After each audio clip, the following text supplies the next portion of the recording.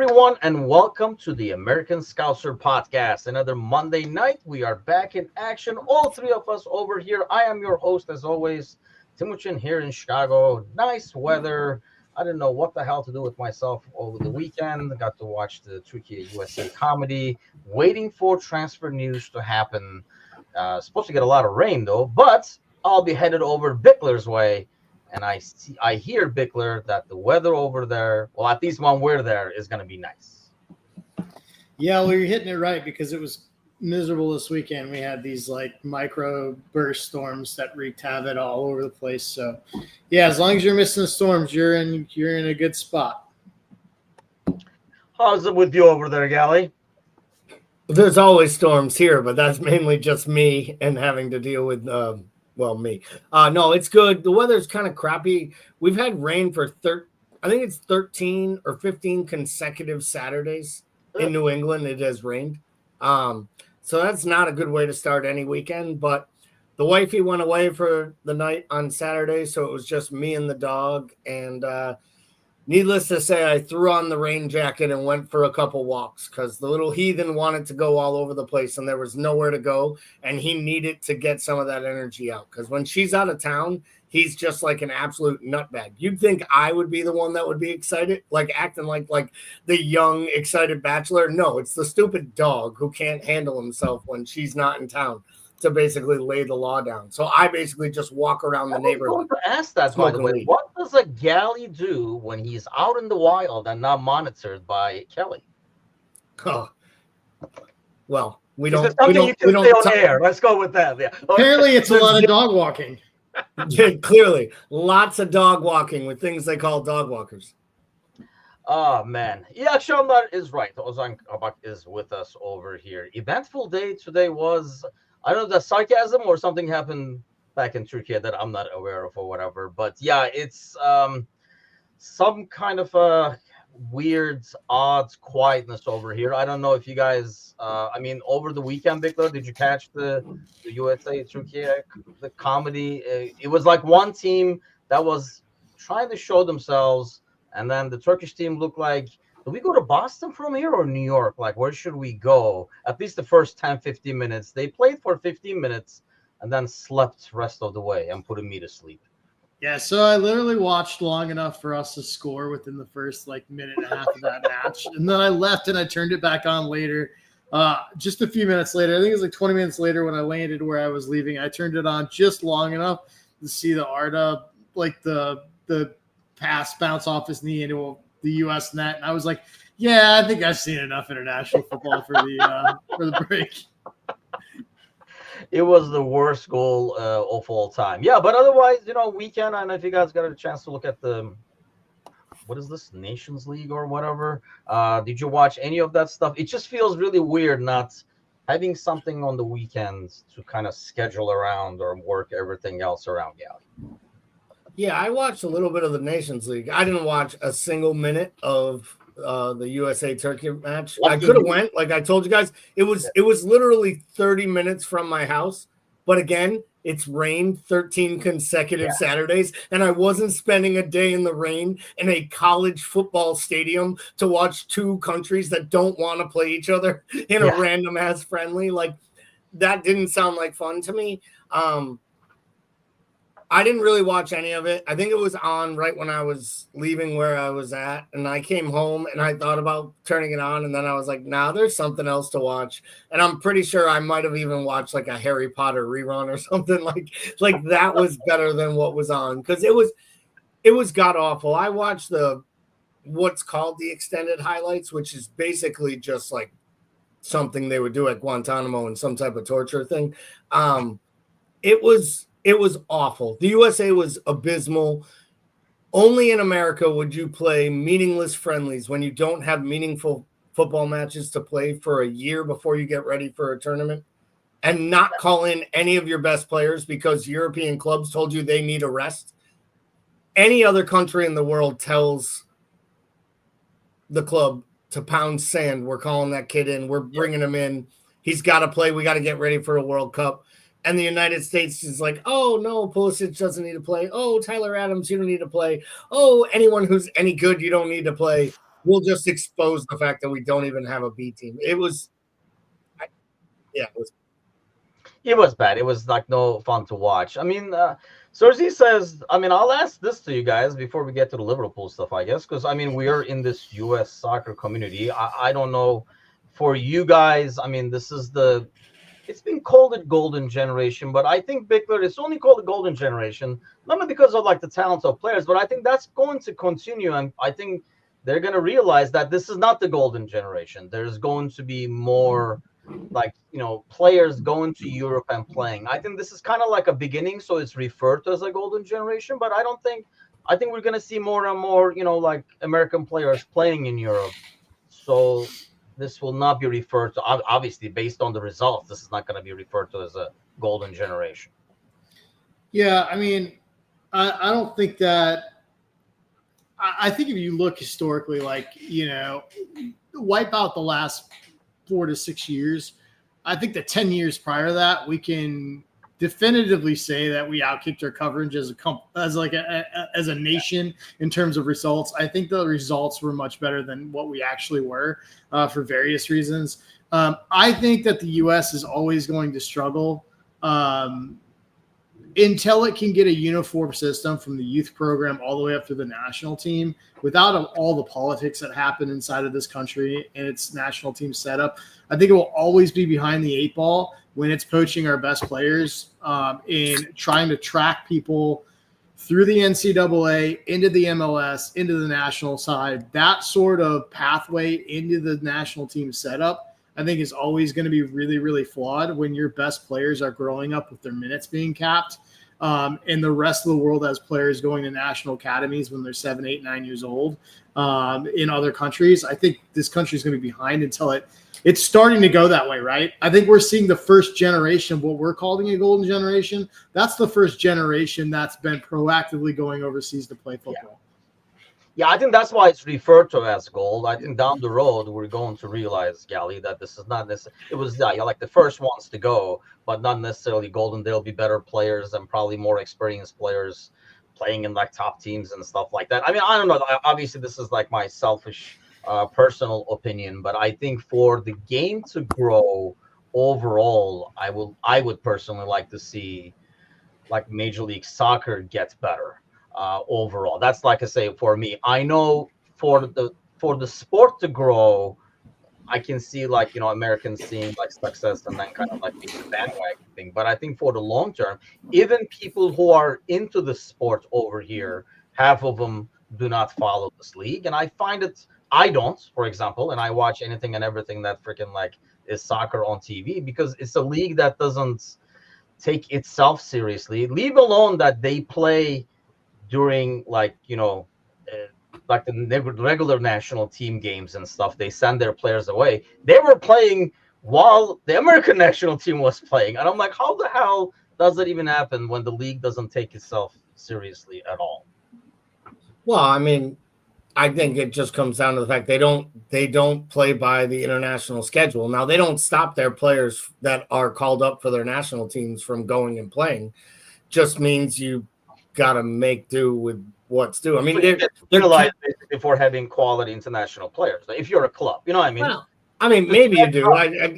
If you have a guy that's playing in the MLS that's getting called up, Miami's not complaining when Messi gets called into Argentina. They're happy for the other 85% of the matches that he gets to play for him. So I think if you are in the MLS and you have an international level player, one of two things. Either the guy's taking a boatload of cash to live here and really likes his new trophy wife on the Miami beaches, or it's a crap country and that person's still playing at 35, 40 years old. And that's more or less what happens. I don't think it really impacts the MLS. I don't think the MLS has anything to do with it. I'd argue the best this country was at an international level was probably when Klinsmann was in the first round through, when they go down to Brazil and get out of that group. And if Wondolowski just taps in a goal, like literally that falls on his foot, and granted it was going to be luck, but they win that match against Portugal and they're in the quarterfinals of a World Cup. And this is a completely different story. And who knows what would have happened if like one little ball of the bounce changes, but that was the high point because it was a mixture. They had some talent, the Dempseys, even Landon Donovan. They had guys playing overseas that were competing. Altidore. People were competing at the European level. And then more importantly than anything, Klinsmann was a big enough draw to bring in some of the foreign players like Jermaine Jones and the left back there, Johnson, the people that really like made that World Cup run. And I think that was the difference. The United States needs a balance because there isn't enough American players playing at a top level. But Klinsmann started that. He told them all to go overseas. And Michael Bradley's taken loan moves and fighting over in Italy and making a name for himself. They became better players, and I think they competed better in that World Cup. And we went away from that when Klinsmann left. And all of a sudden, all these players who were overseas challenging themselves came back for a bag of cash in the MLS. And then we started to go downhill. And the next thing you know, you get, Arena again. That flames out. And then you get the Berhalter era. And now we're in another weird international era that isn't working with Pochettino, more on the players, in my opinion, than it is the manager.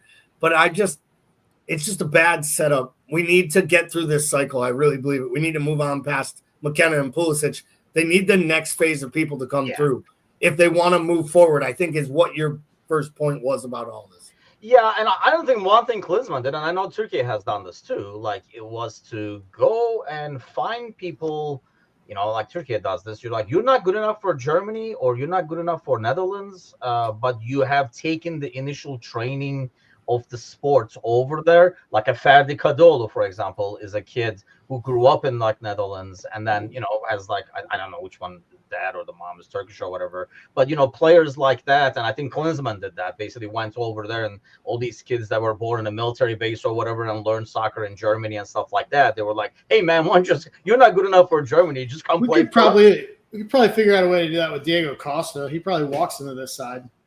Doesn't he have like 9 nationalities that he cycles between? I'm pretty sure none of them would be American. If they were, we'd denounce them at this point. Oh, that sounds like it would make a great trivia next week, by the way. Okay, I'm too lazy to put the music, so sing amongst yourselves for the trivia over here. But let's go to this week's. I think you guys are going to nail this. I have faith. But I have faith. Zero chance. Miserably suffer.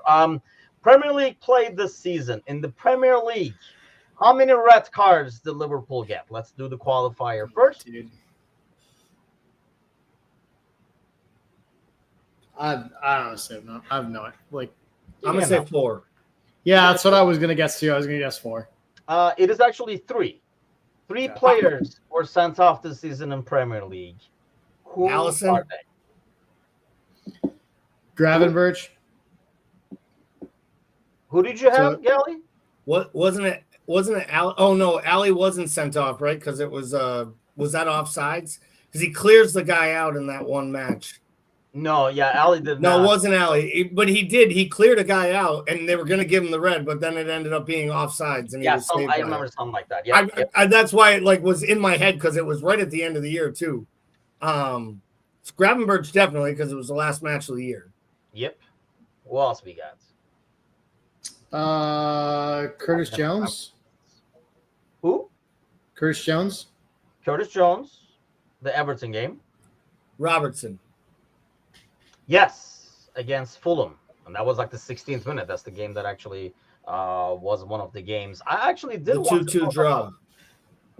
Yes, but then we basically came back with 10 men and stuff. I think that was one of the first games that kind of like, I don't want to say put us on the map, but at least for me, like showed kind of like the fights that the team had and stuff. I did actually want to talk about this over here. Let me throw it on the screen as well. But the Premier League on their official account over here showed that it says like fans voted. I don't know if it was something that was done on the websites or anything like that. So don't quote me on that. But basically the game of the season, the match of the season, I should say, was our game playing. I'll eventually get it on the screen. There we go. Tottenham 3, Liverpool 6. We never got a chance to talk to that. I'm sure we'll talk transfers and stuff like that towards the end. But really throughout this mess, as you were talking a lot about Trent. I think normally when we would talk about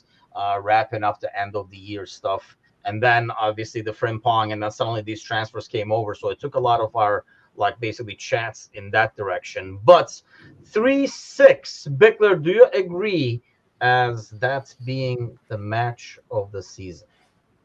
Even if you I just think looked at like Liverpool games alone. Yeah, I think sometimes we just mistake or we just conflate best match with most exciting match, maybe, and like that just has to do with, or not even that, like most entertaining match, Most which goals. is Entertaining. right. And we just think goal palooza. For me, it was the West Ham match personally, because the 2-1 Verge header in the 89th minute, just because that was a match where I think a year and a half ago we probably lose that match. And I thought it came during a point in the year where we were like starting to hit some like bumps a little bit in terms of fatigue, and the output wasn't great. The effort wasn't consistent. It seemed like we were having a hard time putting complete match like performances together. And I just thought like that one to come back from being down in that game and to essentially win it at the death. And for Verge to do it as the captain, I thought was kind of a defining moment in this season where like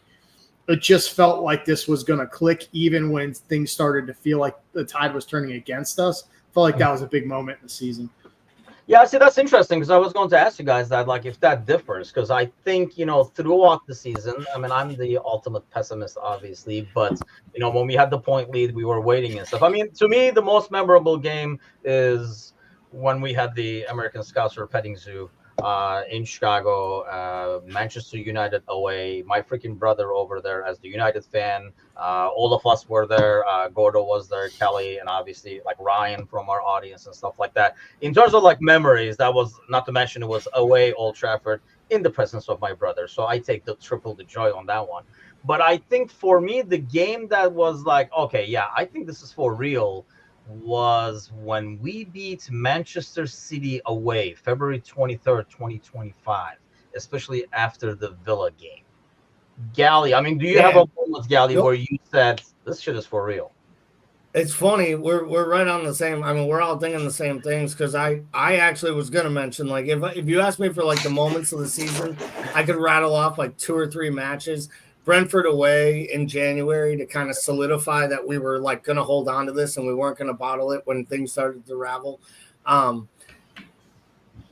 Manchester United on the road just because of the weekend in Chicago and all of us getting together and just like I actually believed like, and even though the next week we have the letdown and we lose to Forest, that almost, I hate to say it, like the Forest loss in some ways might be like 5th or 6th on the most important matches of the season because it gave Slot something to literally hang on his ass for. I think it's still there. Like he's still talking about it in pressers, and I loved every minute of it because it almost like gave you another insight. At that point, he was still kind of cloaking himself from the media and giving his personality. But for me, it's right before the match you're talking about. It's Villa. It's Villa at home. It's the 2-0 win. That weird match that's like a 3 p.m. game, so it's an 8 o'clock night game on a Saturday. That never happens. Weird fact about that match, last Premier League match David Coote ever does, Villa versus Liverpool, fired that weekend or relieved of put on leave that weekend. It's a good trivia question right there, and I'll get that one right, but until I forget, which will be tomorrow. But 2-0, Darwin scores early on the goal set up by Mo. It's KG all match. But the reason that one's so important is earlier that day, City had dropped points. The day after, Arsenal loses, and you realize, holy bleeping Christ, like this could be real. Like we're separating, and then we go over the next 2 weeks and beat Real Madrid and Manchester City at home and basically just lay it down that we're the best club in Europe. And to me, that was like that was an awesome like period of the season, and it made me believe. There's so many other matches second half, but for me, it's Villa at home, the Anfield crowd, a night game in the Premier League on a Saturday, which never happened. It was just all came together.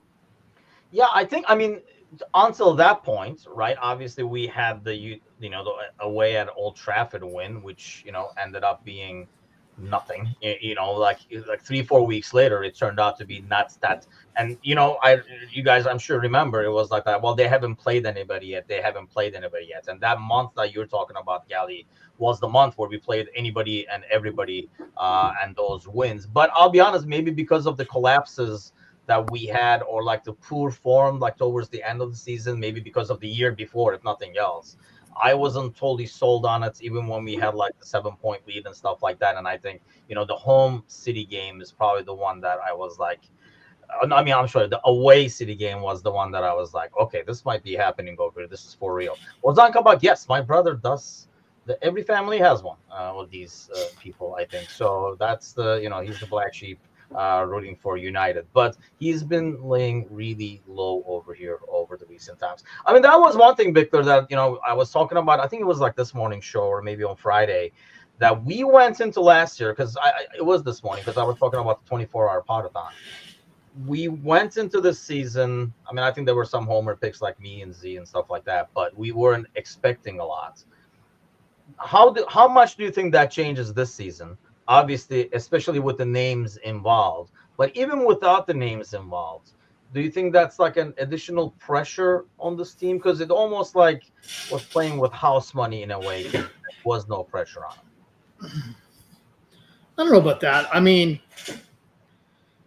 I think the pressure comes in where you're expected to be qualifying for Europe, and then the title's within a shot, right? Like, I think the pressure is to keep European placing. I don't like, for me, this doesn't strike me as a side that's loaded with a ton of expectations that are going to bother them. I think even in coming into this year, and we knew it was going to be a bit of a reset, I think the team was still expected. I mean, most of us expected us to finish. I think most of us, homer or not, had us in like firmly in the top three somewhere, right? So like, if the difference is between finishing second to Arsenal being first, I don't think that's a crazy expectation or crazy amount of pressure on this side. This side should be wanting to compete for all trophies and should be expecting to. I think this team has experience. Like, when I look at it, when we were talking about it with the panel show, Gally, I mean, the Liverpool team had experience, had won things and stuff like that. So suddenly entering that situation, even if they weren't favorites early on, was not a foreign thing to them. Especially, we didn't bring any new players. All those guys had been there, done that. I mean, we talked on the panel about, for example, with Chelsea, where they started the season with nothing. And then, they go really well. Everybody's like, what? And then suddenly that brings pressure that wasn't there before, and they collapse because they didn't have the experience to stay up there. But how do you think, especially if the Kerkez thing happens and Verts thing happens, which we'll talk about next, do you think it changes the outlook where you're suddenly going in as favorites now? Well, I mean, you're going in as favorites when you walk the league. They walked the league. They won it with a month to go. You have to be the favorites. And now you're strengthening from a position of, from the championship perch. So if anything, they'll have more expectations and more pressure on them next year to repeat than they will this year to come into the season. But they still had pressure on them. And half of this team, I hate to say this because it's going to sound terrible, half of this team was 8 weeks away from winning a title last year. But the long goodbye they ran out of gas and they couldn't handle all the drama around Jurgen leaving and, a few injuries and just running out of steam and Mo Salah going off the boil. And then him and Klopp clearly weren't on the same page at the end of the season. And, they didn't finish the job. But we act like this team hadn't been here before. So I think next year is something really interesting because this team, one, didn't get to defend its title last time in front of an audience to start the season. Two, they lost Virgil van Dijk early in the year to the massive injury. So they lost their spiritual, even though he wasn't the captain at the time, he was their leader from a defensive and we believe we can always win a match because we have this guy and the keeper behind him. Yeah. And I think next year we're going to see a really, really interesting Liverpool because I think you're going to see a side come in with their tail up, ready to kick on. And I think everyone's going to be fighting for spots. I think the competition next season, if the signings we think that we're just going to talk about, I think if these guys happen and a couple more signings come in and they can hang on to the nucleus and they don't lose a Diaz, they don't lose a big player we're not expecting to leave, I think this is going to be the greatest collection of overall talent and the best competition for key positions on the pitch that we've ever seen or that we've seen in the FSG era, because they're deep in all the spots except for the three that don't matter: keeper, center back, and right wing, because those three fucking guys are playing every minute, every game that matters. Yeah, they're not going anywhere. Dara says, and I kind of slightly disagree to this. I know, like, the team had experience, and I think that's why there was no pressure. Because I mean, this is the same, pretty much mostly the same squad that chased, like quads and like doubles and stuff like that. But I mean, I think Slot's experience in the sense that he's managed teams who were maybe not the favorites, Gally, but like he didn't manage an Ajax or a PSV, but the team, I think it's like almost like a perfect comparison in some ways, where he managed and succeeded in the team. So he kind of knows that exact mode of maybe overachieving some expectations and then keeping everybody at ease. I guess that part is probably easier, right? Like keeping everybody's head in the game. But he had experience doing basically what he did with like Feyenoord. And he'll be the first one to remind you that every interview he'll already tell you that he had one before. Like he makes a point of it every single time. He's like, how do you like the stadium? I have one before, but the stadium is better. How do you like the parade? I've done a parade before, but this is what is better. So he makes a point of saying it, and I think he should, because I think it's forgotten and maybe taken for granted, Bickler. Yeah, I mean, I definitely think that's true.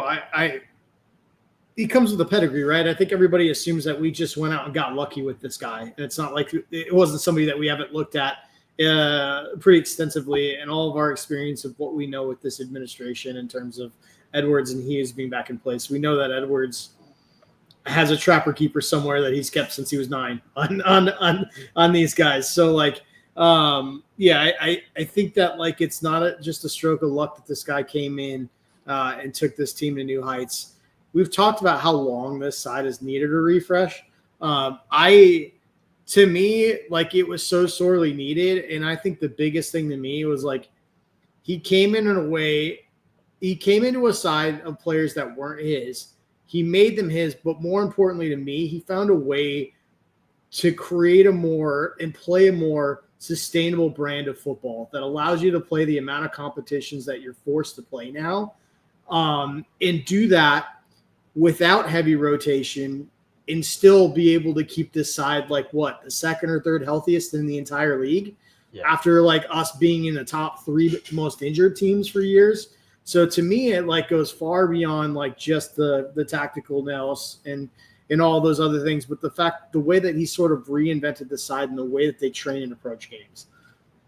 And that's the thing. I mean, we even had a quote a couple of months ago, I remember, like from him, Gally, talking about, what he did was he just realized that this team needed fitness in terms of like long-term fitness to be able to stay healthy. And that was like the main issue kind of thing. I mean, we talked about this, like Slot has learned a lot probably over this season about the Premier League. That's what makes it so impressive, actually, like walking the league, ball kind of like he's learning on the job in terms of a new league. And obviously there's like 2 domestic cups and stuff like that. So there's a bit more of a curveballs. It was the first season for Champions League to have extra games, all that kind of stuff. So he has probably learned a lot along the way, but in some ways he found the perfect way to get the feedback from the guys, but show that no nonsense attitude too, that he is the boss. But it feels like it was just like a new voice and everything like that just clicked. And now everything is in place. It wasn't just like a lucky season. And I think that's like the biggest thing that maybe rivals are hoping for. But the way it has unfolded, and as you hear the players and stuff like that, it just feels like it's a perfect blend. Yeah, I think, listen, everybody's worked at a job, and like you might have liked your boss. He might have been a good dude, a good bloke, right? He helped you move up, but then like someone else comes in and everyone's like standoffish about the new guy. But then like he beds in a little bit and you're like, oh, this new guy or new woman is like so much easier to work for. And like she listens and she's got different ideas. And her tactics are a little different, or how she handles when I fucking show up 15 minutes later. I'm make this mistake on this day at this part of the job. And it invigorates you to be better at what you do because you're enjoying what you do again. And it's not more. So we don't have to compare the two, the old manager and the new one. The old guy was here for 9 years and gave magic for the whole goddamn time. But the new guy came in and was like, I'm not going to give you that many, but I'm going to make it special like this. And then delivered it. And I think now he's being rewarded for his effort. I think he's being rewarded keeping his mouth shut and not complaining about not getting signings like most brand new coaches who get nothing in their first transfer window. Instead, he embraced it. He said, I'm going to figure this all out. He did figure it out. He laid out a great plan because they knew they were hiring a great leader. And I think he's being rewarded from a position of strength to the point where he is going to navigate the winter break differently, not having a winter break differently next year, because I think he's mentioned multiple times that was a lot harder than he thought, and we saw it in how they ran out of gas in early February. I think his 13 and a half players that he had this year is going to become 16 to 17 players he plays next year. And that's because those other 4 guys are the 4 he handpicked to come into the side and got rid of the 5 he no longer wanted. No, I mean, I think in terms of like what he has done coming in is probably like he went about the best way, and you can kind of tell his influence on we could tell already in the preseason his influence on the team. And I think like the influence was more like behind the scenes as well in terms of like the training methods and keeping these guys healthy and stuff like that. And honestly, that's one of the reasons I'm really excited about this preseason, because seeing how much he was able to do in terms of like implementing some new stuff while adding on to the old stuff that club already established. A full off season with rested players should really be exciting to watch, especially with the reinforcements. So let's come to the reinforcements, Pickler. Are you worried about? Honestly, I just found out this morning, I thought this gap between the 2 windows was a lot bigger. It's only like literally 6 days. So I thought it was like, if it doesn't happen by the 10th, we might have a problem on our hands over here.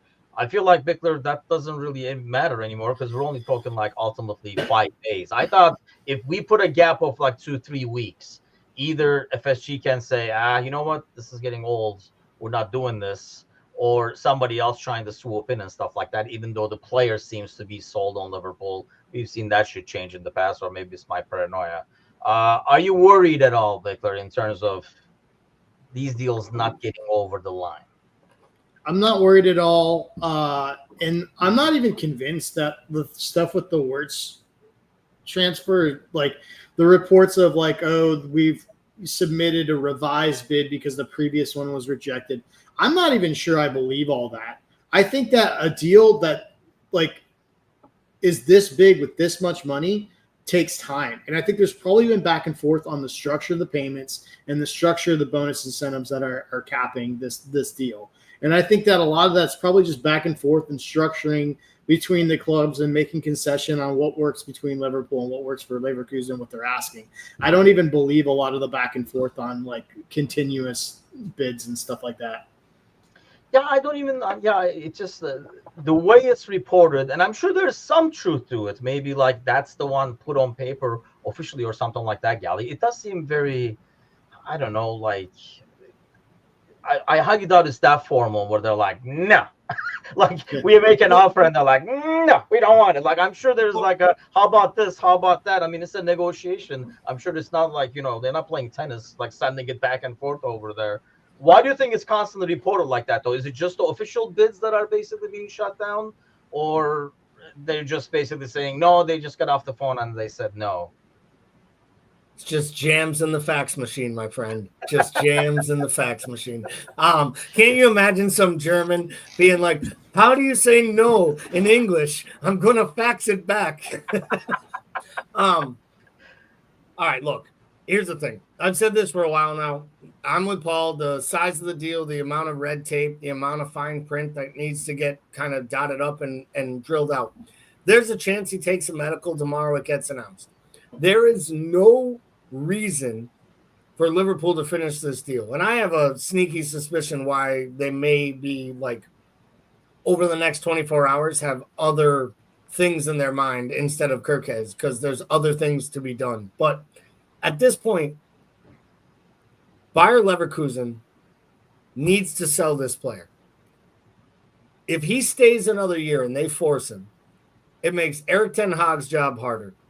It makes the next generation or next iteration of this Leverkusen team that much further back because your best player is basically going to be disheartened and disenfranchised that he wanted to leave. He also stays another year. Most likely he ends up next offseason at Bayern Munich because they come in with a different type of bid. There's a year left on his contract, and they want to sell the player. The player wants to come to Liverpool, and they don't want the player to go to Bayern Munich. Like, this is going to happen, whether it happens on June 10th, June 16th, July 1st. It's going to happen. This one doesn't even, like, chafe me at all. And if I were Liverpool, I'd tell Leverkusen, we'll talk Thursday, because between now and when this window closes tomorrow, I need to make sure I get maximum money from Al Hilal for Darwin Núñez because they want him to play in the Club World Cup. And the only reason this stupid window is open is so guys can get registered in time to go to the Club World Cup. So tomorrow I'd be negotiating every player that Saudi wants to talk to me about and see how much money I can recoup. Because it feels to me like tomorrow is the first of like an actual deadline day where you might be able to fleece a club. And those clubs, they got a lot of money. Yeah.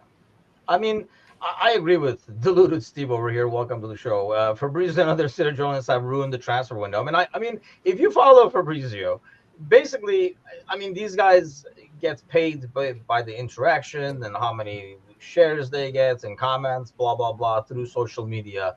So the more they throw out there, the better. And he has literally had no updates, so he'll just keep saying this. If you read like this weekend, because I kind of like kept checking to see if there's any news or anything, he literally over the last 4 or 5 days, he has posted the same thing about Verts, but in different wording. He's almost like going to ChatGPT and saying like, hey, I'm going to give you a phrase, just reword it so I can copy and paste it to social media. It's like, talks are advancing, they're really close, and then nothing happens. He doesn't get it wrong, though. Do it again. What was that?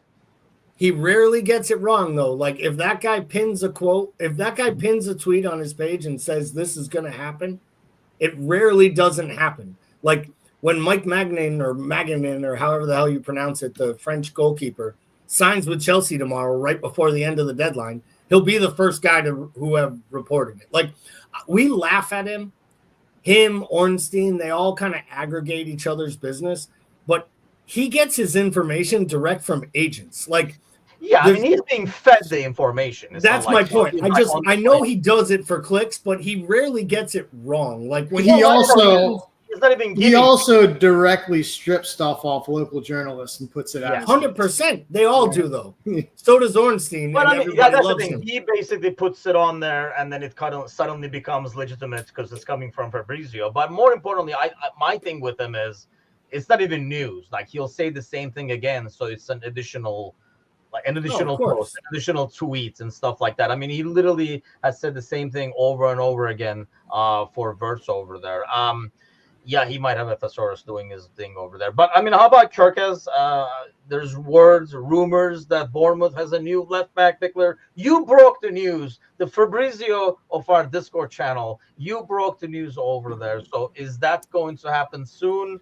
I feel like that's not, especially with, I mean, I don't know how many other big clubs are going to be like after him. I feel more confident about that one than the Verts one, just maybe because of like the high dollar thing and stuff. But where are you with that? You broke the news on Discord, so yes. So they're buying that kid from Rennes, Truffert, which I believe is another Hungarian kid.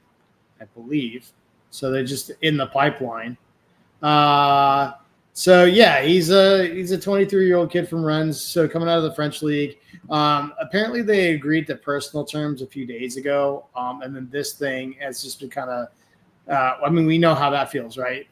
Personal terms agreed of, and then you're just waiting for the rest. So my guess is I don't even know if this is going to come before deadline into this little mini break, but.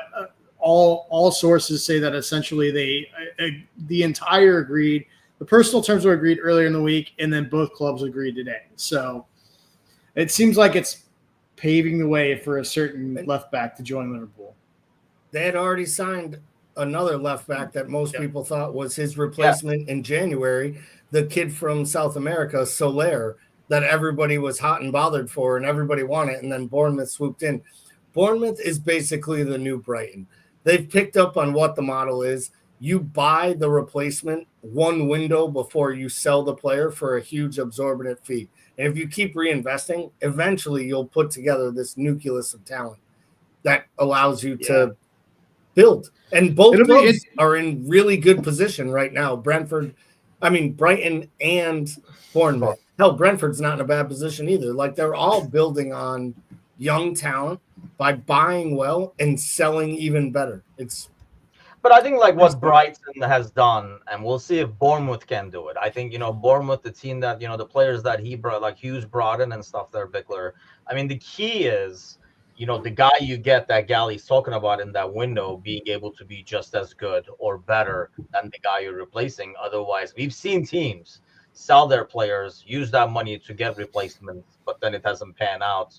I mean, I think getting relegated seems really distant now because of, like, we talked about this in the past, like the gap between the Premier League and Championship. But what they've done successfully is being able to replace and keep that scouting going and bring in the new guy. Having said that, what I was going to actually ask you is, do you think, I know we just signed that young goalie, for example, but do you expect, because I'm almost thinking that we will have a couple of signings.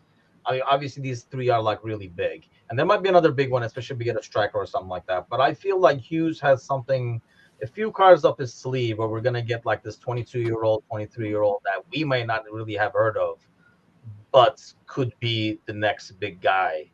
That's like almost like I don't want to say Minamino kind of purchase because that was really low, but somewhere around like the 15 to 20 million where, like, not talked about a lot, but the future potential.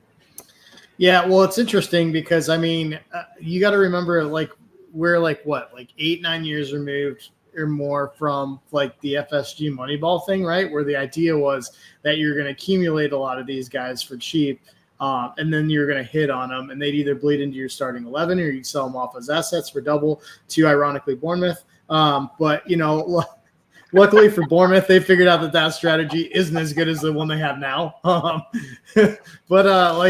I think that we've had a little bit of a shift away from sort of the youth movement, which I think is interesting. I still think that, like, Edwards, like, at the end of the day, just doesn't like to buy players that are over like 24, 25, right? Like, in general. So we get a lot of that. But I also think the focus right now has been so much on improving the depth of this squad from a quality standpoint that we've been scraping the very top of that heap, which is kind of like, when we look at young and promising right now, we're talking Verts, who's like top 3 in the world in that category in any position, right? So I think we're kind of spoiled for choice, and we haven't really done a lot of we've got, this South American kid who's 19 and is supposed to be the next guy up. So I think that we're due for that. I'll be curious to see whether we get it or not, because it seems like that emphasis has shifted a little bit more away from that as we've sort of like really focused on players that can immediately improve the starting 11. The challenge of that is Galley.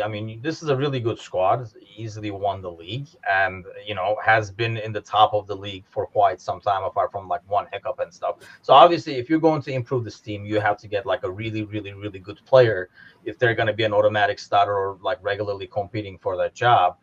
Is it kind of like not doable for a team like Liverpool? And I'm not just saying like a big six, but a team that's already successful, has an experienced, established squad that's going to chase titles. And let's face it, like we signed, I was talking about this a couple of weeks ago, like it's like similar to American sports, right? You get a window and you feel like you have Van Dijk and Mo now signed for 2 years. And they've said it throughout that, hey, they've been told that, we're going to capitalize while you guys are here, the world's best center back and the world's best right winger. We're going to capitalize on it. So maybe it is not the time for Liverpool right now to do those chance transfers. Because one, they're not going to cut into this lineup especially the deeper it gets.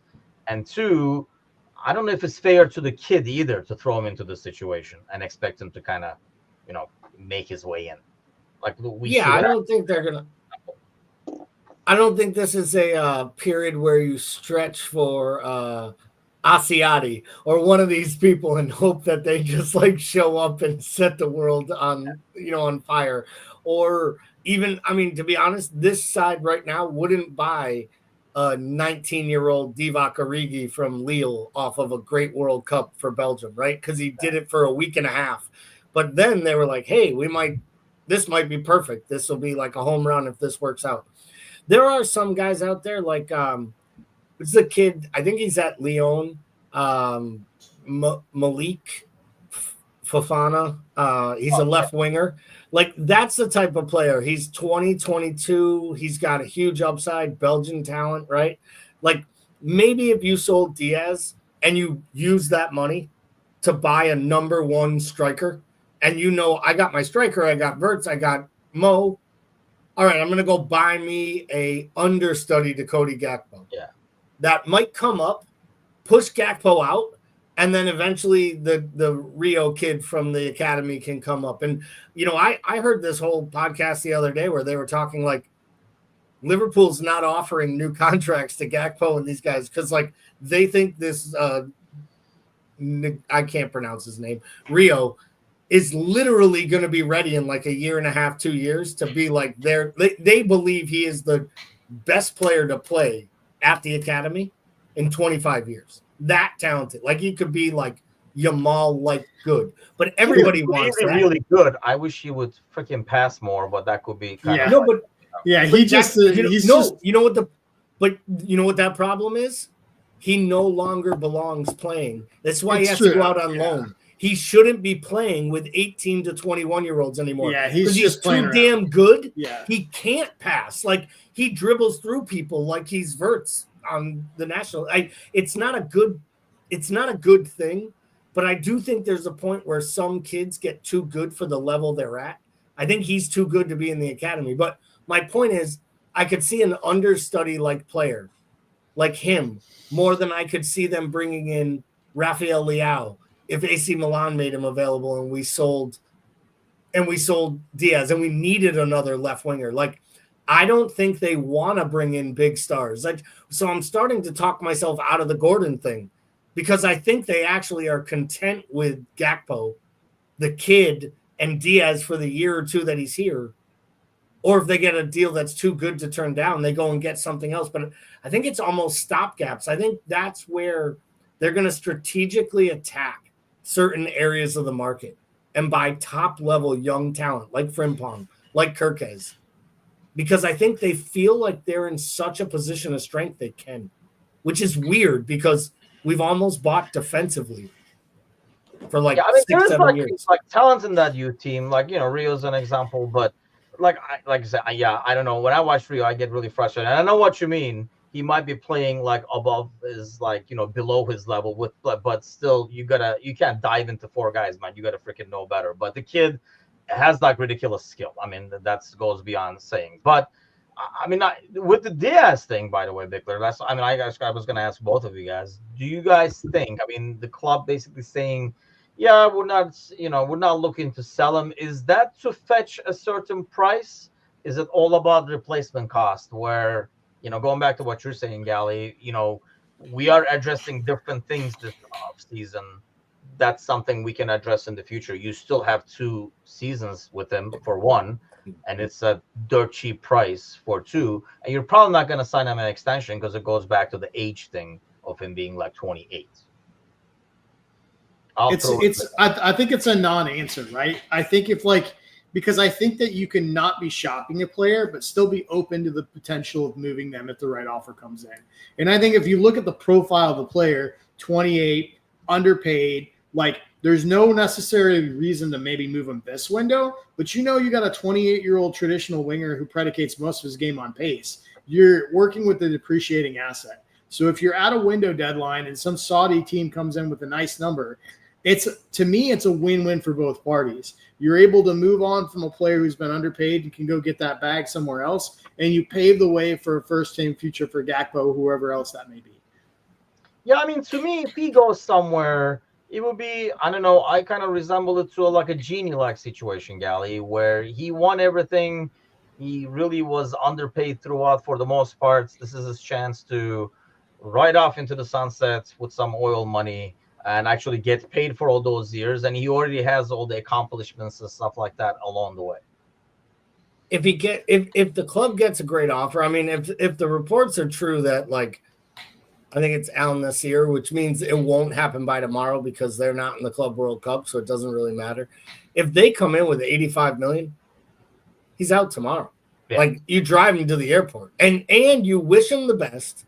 You throw him a parade. You drive him to the airport and you bring all the supporters to cheer him all the way there, like rooting him on. And he goes, he makes a ton of money, and he moves on. If he stays another year, he probably gets sold next summer anyways, if not let to walk on a free, and which is also like anticlimactic, and it doesn't feel like what they want to do. They just lost Trent on a free or for 10 million pounds, whatever it was that they got for the Club World Cup.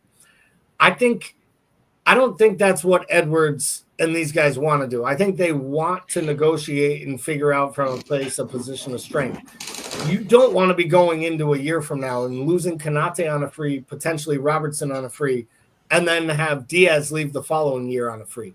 Like at some point, you do have to cash in on these pieces. So if you get that big deal, I personally, they get 85 million. I would turn around and I would sign the young left wing from the French league as an understudy to Gakpo. And then I would use that money to find a center forward that I really like that can play in this system, to Paul's point, because the more I listen to people from Germany talk about Wirtz, he can play the false nine, but he wants to play with a true number 9 in front of him that he can create for, that makes runs so he can exploit, so wingers can dart in.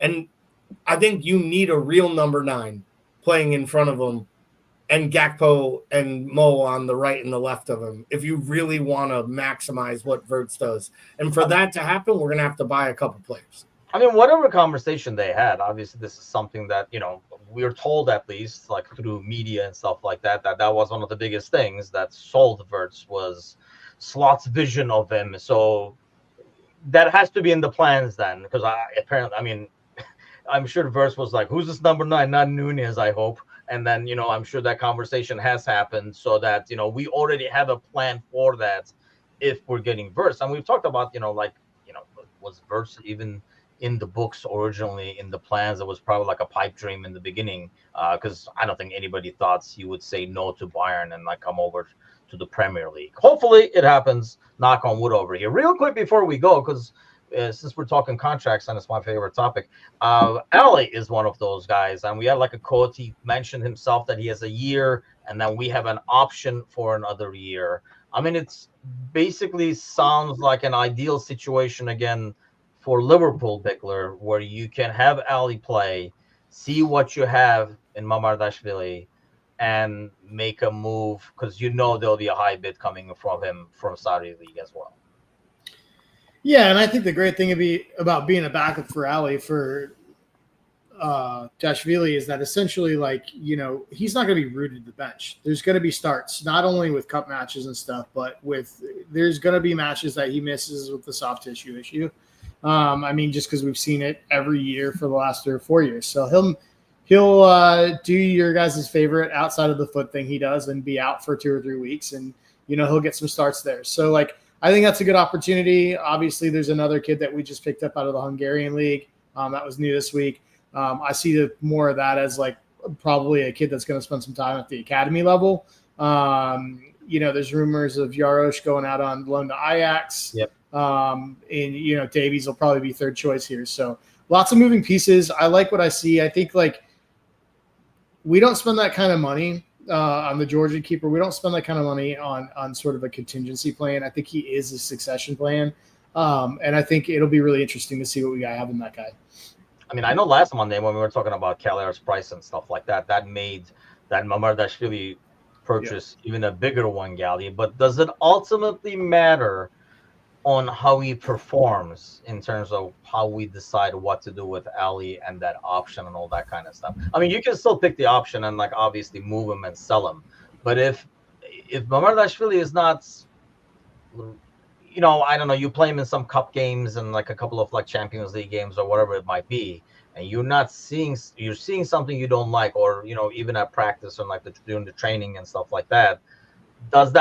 Do you think there's a door open over there to actually extend Ali? Because he's a goalie. I know we do this age thing. He has another 4 or 5 years.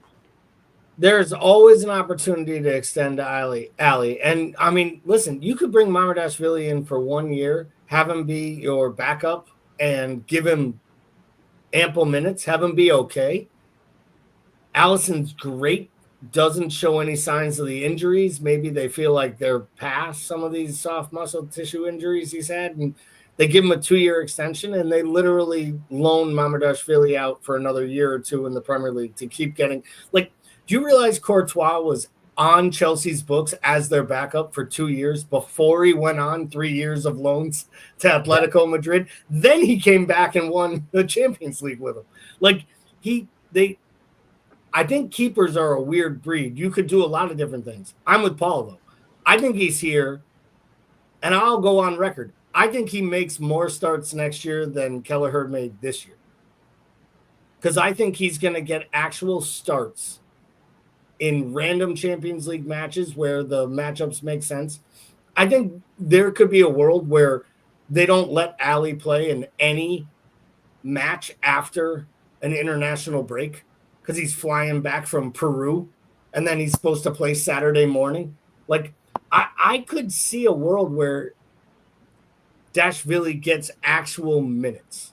Like minutes that are You're like really almost counting on an injury, though, aren't you, for him to play even more than Kelleher? Kelleher played a lot this season. He actually only played at the beginning of the year, and I'll say this right now.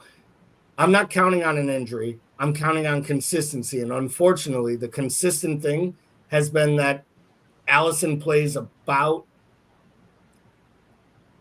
3 to 5 months and then misses 2 to 4 weeks. I mean, but so that's what I'm saying. And that's been 3 years. You're expecting an injury.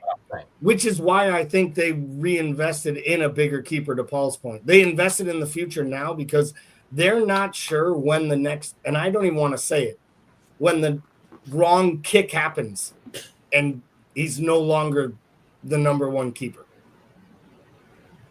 Yeah, I mean, that's the thing is outside of the foot clearances that he loves doing, and it's usually like the muscle injuries that he's had. That's the problem we've always had, right? And that's when we talked about it during last year when he was out again and stuff like that. We didn't know how long it was going to be, and we were kind of like worried. I mean, let's face it, you got to give it to Kelleher over there that, we did not skip a beat, because most teams, when you go down to your, backup goalie, a lot of things could have changed, and we did not.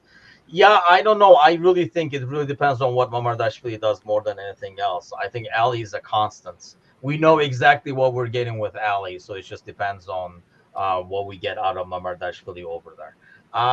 Real quick before we go, obviously our prediction last week, I think we thought there would be signings, and it did not happen. Tomorrow being the deadline day, do you guys expect something coming out tomorrow? Bickler, will there be a signature when we freaking wake up tomorrow? Man, I hate these. I'll go with I hate to do this because I feel like every time I say yes and every time it doesn't happen. I'll say yes. We're gonna get one tomorrow. Gally, anything happening tomorrow?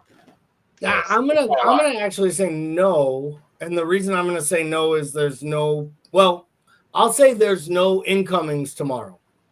Potentially there might be a massive outgoing tomorrow, which would make everyone probably at this club extremely happy if it happens, because it would just end an era that so many argued and talked about ad nauseum up until about 8 months ago when everyone got on the same page, which was this shit's over. Yes. And I was on the wrong side of this argument. Yes. Dude, Kelleher's already gone. You're to convert people. Why do you have to bring up Kelleher again? Why'd you have to go there, Bickler? It was low-hanging fruit, man. It was low-hanging fruit. Yeah, I have no idea, like, if this does happen, give Villa Rubbish Elliott and Jones for Rogers. I don't know about that, but yeah, I don't think anything happens in that sense tomorrow. I think it will end up basically. I have the same feeling. I think we're gonna give a huge update on one or the other two, either Verts or Kerkez, but I don't think there'll be an official signing happening tomorrow. But hopefully, by the time we're here next week, there will be. Well, I guess not, because it'll be the 16th, wouldn't it? So it either happens tomorrow or next week. We're Oh, still hey, hoping and we wishing for better things. we can talk about this off air, or we can just tell the people now in case it doesn't happen.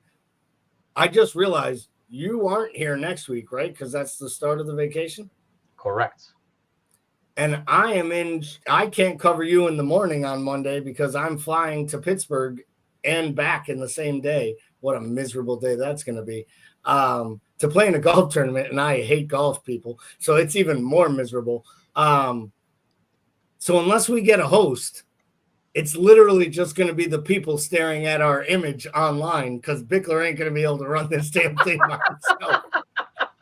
Maybe guys, picture of Bickler's stash, and people will. It might be Bickler on Bickler crime next week, guys. It might be a 1 hour straight Bickler. Can you imagine just me just pulling a solo show? No thanks. Yeah. We'll find someone to fill in, whoever that might be. Someone will put up with Bickler, I'm sure. But hey, thanks a lot as always for those joining us. If you have not subscribed yet, please do hit that subscribe button. Definitely hit the thumbs up button and that notification bell. Everything but the thumbs down. But have a great week, everybody. Hopefully we'll get some good news tomorrow. But have an excellent week and hope for the best. We'll see you guys next week.